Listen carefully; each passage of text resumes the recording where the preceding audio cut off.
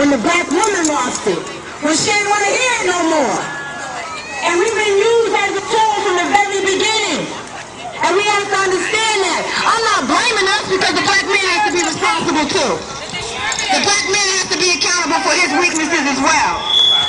Boss up in your household, boss up in your families, and then we won't even have a situation like this, where a man probably killed Lakeisha. A man probably shot and killed her.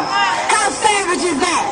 No regard, no respect for the woman, no regard, no respect for each other. A man probably killed this sister. No compassion, no thought about her babies, no thought about the residents in these towers. They didn't give a damn.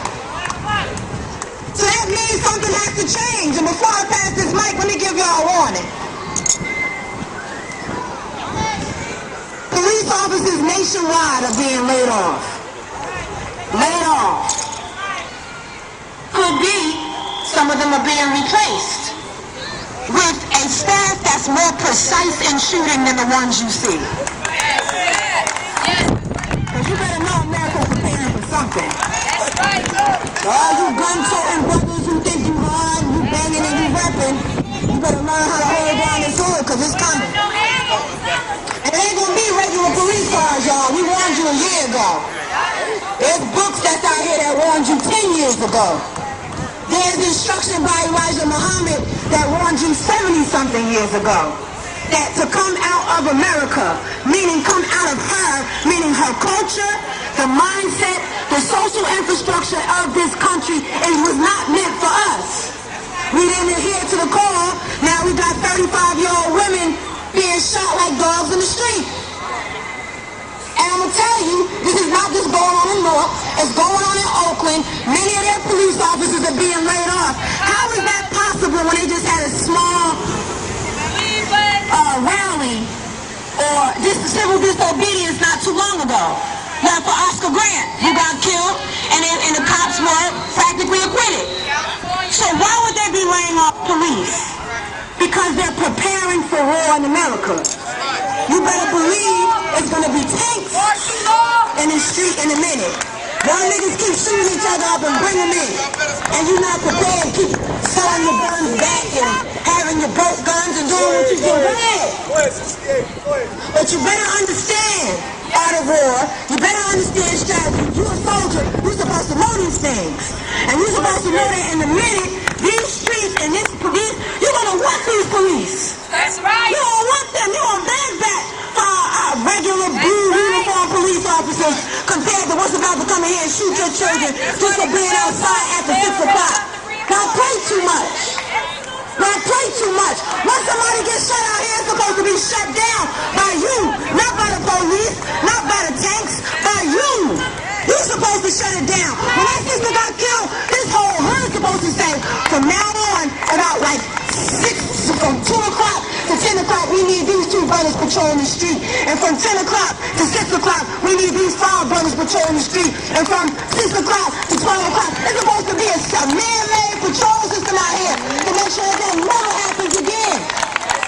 I'm trying to warn you, because the coalition got other things to do.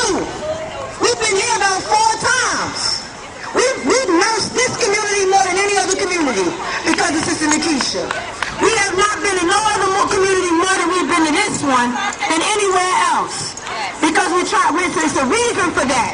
Sister Lakeisha was the light in all that darkness. And she brought forth and manifested a coalition that's been waking up people in the hoods that nobody would dare go to for the last year. We've been on 16th Avenue, Stratford Avenue, Avon Avenue, Irving Boulevard. We've been on 13th Street. We've been on West Market about 4 times. We've been on McCarter Highway. We've been on Spruce Street. We've been on Perch Street. We've been on Martin Luther King Boulevard. Do you need me to keep going? Oh, we've been in North North 3 times. We've been there for Christmas Eve. We've been there for Thanksgiving Eve. We've been there for Jesus' birthday. We've been there for every goddamn holiday you could think of. Just to wake you up. And y'all still playing? Y'all still playing. So, the blood is off my hands. If I get a call when I move out of state that work is up in smokes, I will not sob. I will not feel bad because I know many of us out here have sacrificed our families, our lives, our children, to wake them up. And if they don't listen, y'all, the blood is off our hands. You can go home and go to sleep. Because we've done what we can do every day, longer than a year. 5 years, some of us, 10 years, 20 years. Why's been his whole life? The blood is off our hands. We can go to bed now. You asleep, we awake. And like my sister said, I'm going to pass this mic, so whoever needs to come up next needs to come. All night.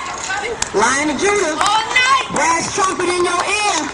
And you still asleep. And you still asleep. Wake up. When they kick in your door, and it's been done here, I'm sure, and a gun to your baby's face, Wake I don't up. know if you're ready. Is that real? Is that real? They playing. They playing. They playing. They They sleep. playing. They sleep. Wake